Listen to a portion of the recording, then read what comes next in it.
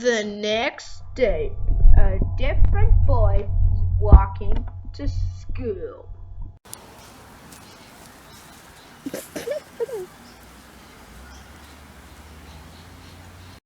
When he heard a noise.